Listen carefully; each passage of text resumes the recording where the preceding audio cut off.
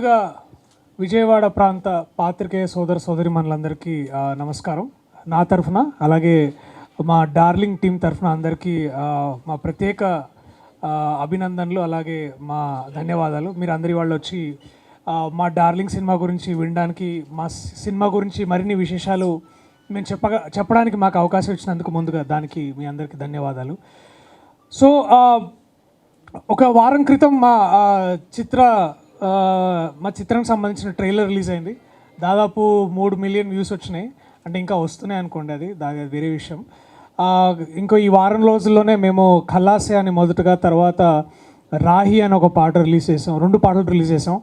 ఇవాళ 4 మన గుంటూరులో ఉన్న విజ్ఞాన్ యూనివర్సిటీకి వెళ్ళి అక్కడ మేము సున్ చెలి అని ఇంకో మూడో పాట విడుదల చేస్తున్నాం. సో హైదరాబాద్ అంతటా మాకైతే అద్భుతమైన రెస్పాన్స్ ఉంది.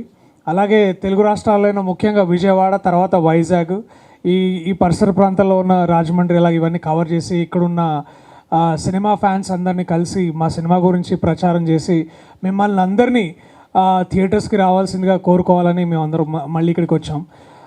ఈ చిత్రంలో నేను, నభా ముఖ్య పాత్రలు పోషిస్తున్నాం. అలాగే నాకు 2 స్నేహితులు బయట ఈ సినిమాలో కూడా, కృష్ణతేజ అలాగే విష్ణు. ఈ చిత్రానికి దర్శకుడు శ్రీ అశ్విన్ రామ్. ఇతను తమిళంలో అన్బరివు అనే ఒక సినిమా చేశారు. అక్కడ చాలా పెద్ద విజయం సాధించి నాకు గత 5-6 ఏళ్ళుగా నాకు పరిచయం ఆయన.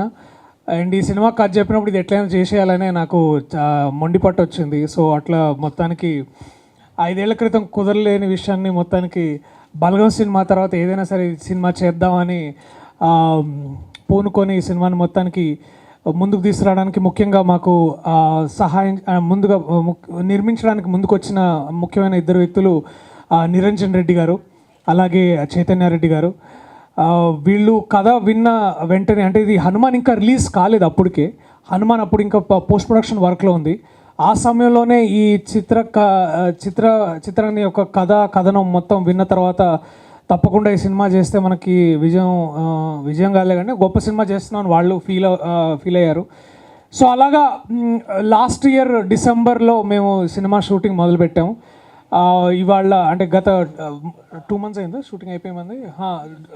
దాదాపు 2 నెలల క్రితం మేము సినిమా షూటింగ్ అయిపోయింది మాది. సో జూలై 19 అయితే సరైన డేట్, ఎందుకంటే మొన్నటిదాకా కల్కి చూసామంతా. ఇవాళ భారతీయుడు 2 విడుదలవుతుంది. సరే, వచ్చే వారానికి జూలై 19కి అయితే సరిపోదు, అంటే కరెక్ట్ టైం దొరుకుతుంది అందరికని. అలాగే కాస్త వాతావరణం కూడా ఈ మధ్యకాలంలో చల్లగానే ఉంటుంది. సో పొద్దున వెళ్ళొచ్చు, మధ్యాహ్నం వెళ్ళొచ్చు, హాయిగా 2 టీలో ఇంకేదైనా తాగి మనం ఈవినింగ్ కూడా సినిమాకి వెళ్ళొచ్చు, అయితే హాయిగా భోజనం చేసి రాత్రి కూడా మనం వెళ్ళొచ్చు. ఇంకా చాలా విషయాలు ఉన్నాయి చెప్పడానికి, కానీ నాకు తెలిసి ఇక్కడ ఉన్న ఎంతోమందికి మీ దగ్గర క్వశ్చన్స్ ఉన్నాయని విన్నాను. బట్ ముందుగా దానికంటే ముందు నా కో యాక్టర్ నభాని మాట్లాడాల్సిందిగా. ముందుగా thank you for waiting for us. Vijayawada ఎప్పుడు వచ్చినప్పుడు చాలా మంచిగా అనిపిస్తుంది.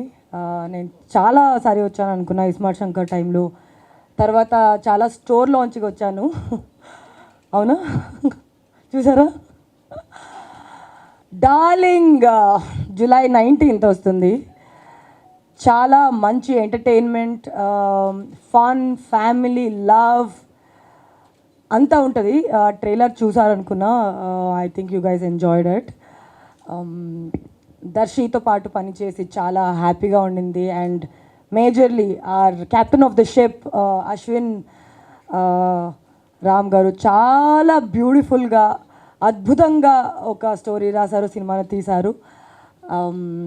And also Teja is here and Vishnu is here. I know Vishnu, I know your name. You don't have to prompt me in front of media.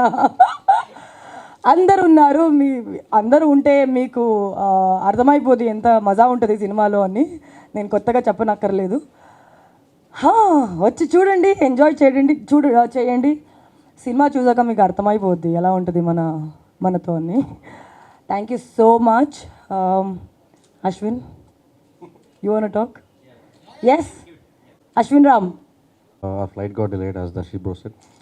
This is my first film in Telugu and my first time in the like it's my first film in Telugu, and we've done it with a lot of love. I hope you all have watched the trailer. Um, and it's yeah. And Darling, I've had great experience working with all four of them. It's been great, and it's a very fun film, fun entertainment, all guaranteed. Please watch it with your families, and thank you for your support. It's coming on July 19th.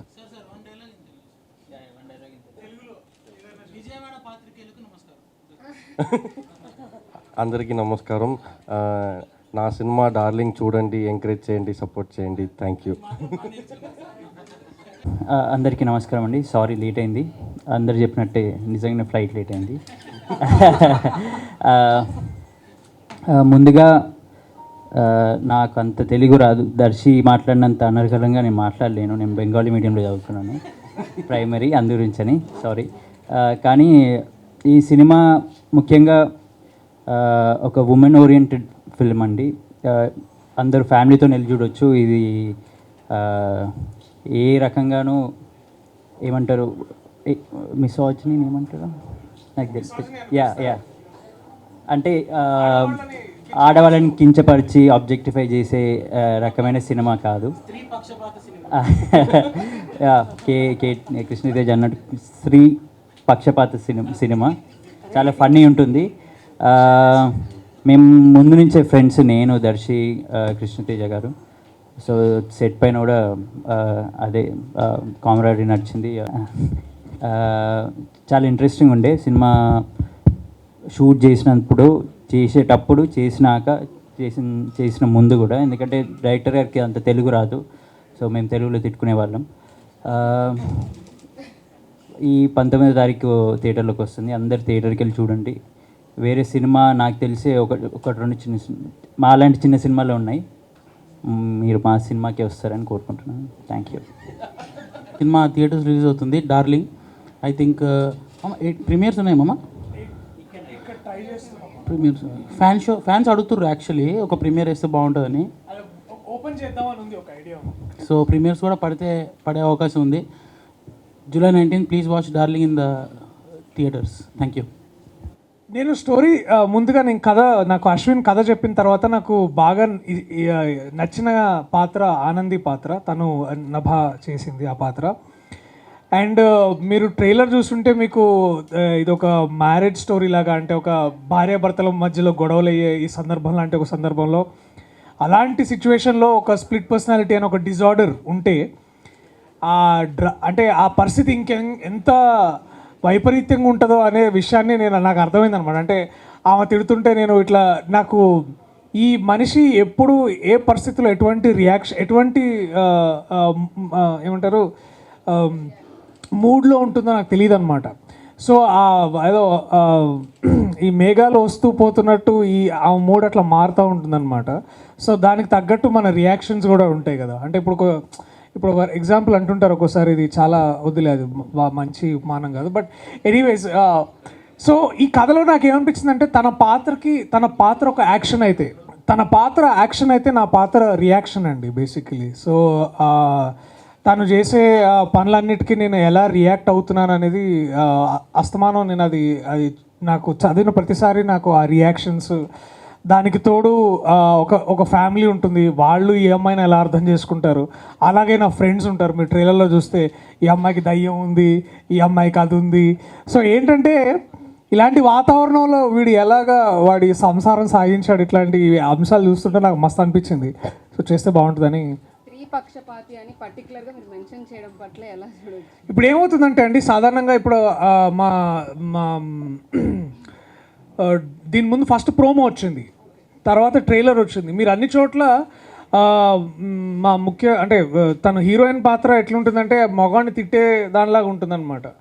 And తర్వాత వీళ్ళు తర్వాత పాట వచ్చేది కల్లాసే అంటే తర్వాత, లేకపోతే marriage అంటేనే damage darling ఇట్లాంటి అన్నప్పుడు మీకు ఏమనిపిస్తుంది అంటే చాలామంది ఎక్కువ మందికి ఇది ఓన్లీ అంటే ఆడవాళ్ళని ఎస్పెషల్లీ భార్యల్ని విమర్శిస్తూ వాళ్ళని తిట్టుకుంటూ తీస్తున్న సినిమాని చాలామంది అట్లాంటి అపోహ ఉండొచ్చు. అది పోవాలని అంటే మేము దీన్ని ప్రతిసారి ఎందుకు చెప్తున్నామంటే ఇది ఏదో కేవలము మగవాళ్ళే పడుతున్నారు బాధలు, ఆడవాళ్ళు బాధలు పెడుతున్నారు, మేము బాధలు పడుతున్నాం అని అట్లాంటి దృక్పథంతో మీరు చూడొద్దు.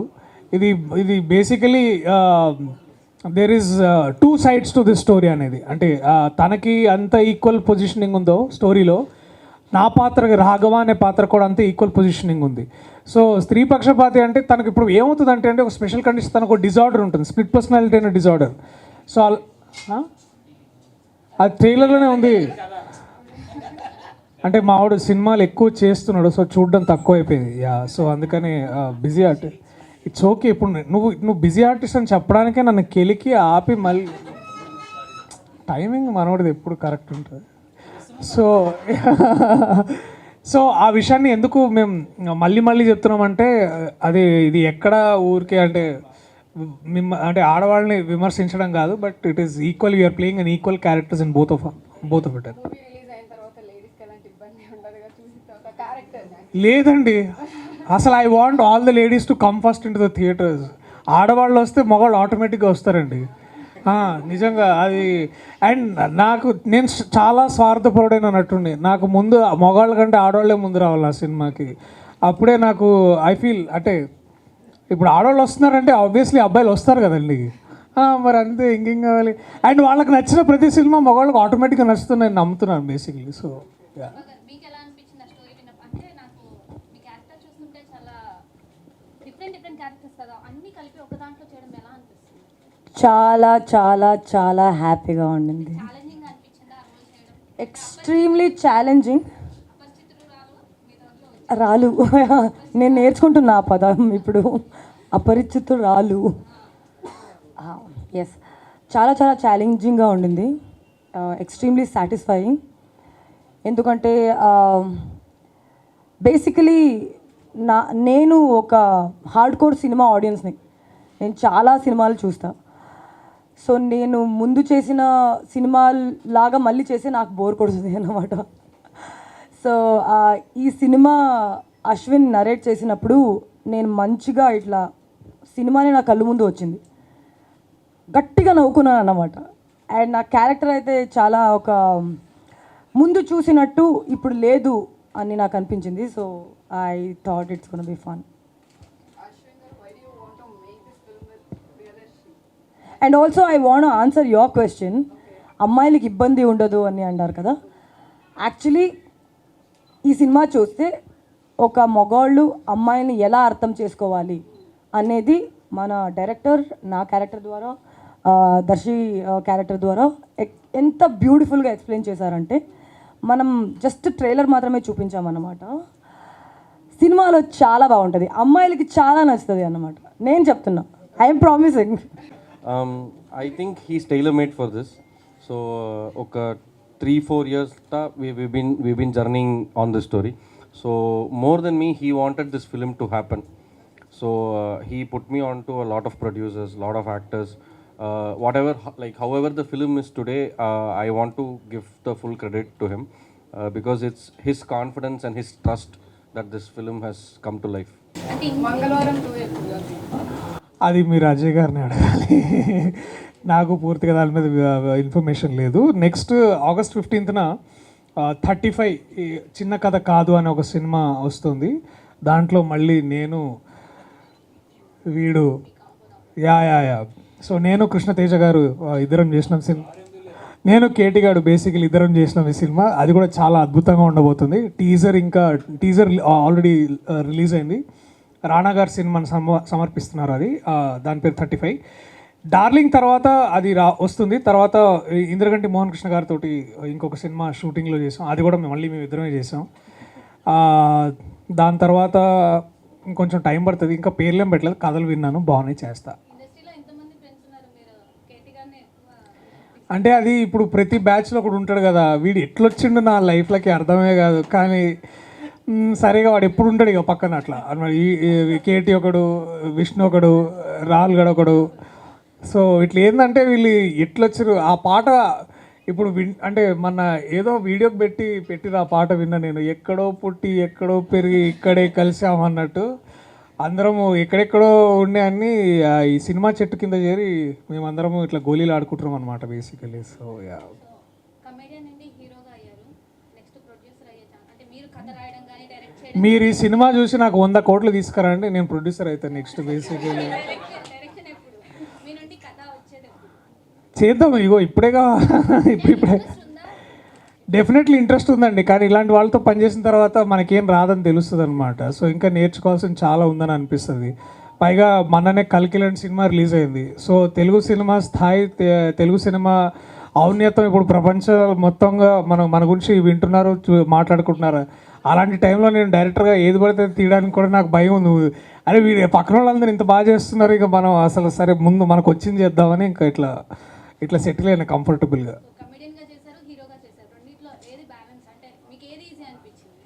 అంటే హీరోగా అంటే డాన్స్ వేయాలి, అన్ని వేరియేషన్స్ చూపించాలి, ఏది బాగుంది, మీకు ఏది బాగా నచ్చుతుంది? నాకు నటన అంటే ఇష్టం అండి, ఇంకంతే. ఇక అది ఏ పాత్ర అయినా సరే. ఇప్పుడు 35 సినిమాలో నేనేమో హీరో పాత్ర కాదు, దాంట్లో నేను ఒక ముఖ్య పాత్ర చేస్తున్నా దాంట్లో. ఇప్పుడు అది ఎందుకు ఇష్టం అంటే కథ ఇష్టం కాబట్టి చేస్తున్నా.